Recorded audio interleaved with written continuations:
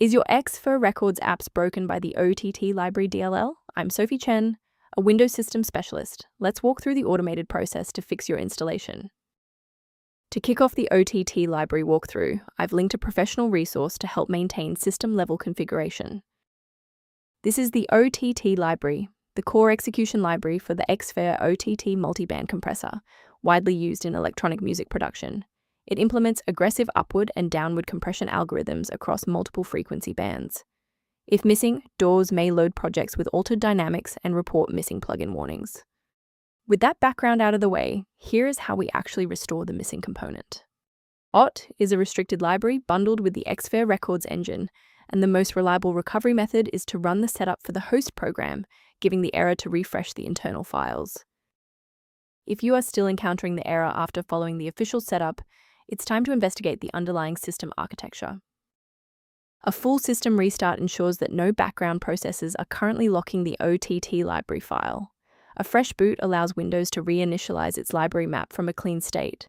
Take a second to bookmark this page or hit the like button before restarting. That way, you can easily resume this guide once your system has finished rebooting. Still seeing the error? Let's move to the next actionable step in our guide. You can pause the video here if you're still waiting for your desktop to load. If the restart didn't fix the performance alerts, we need to rebuild the diagnostic counter registry. First, open command prompt as admin.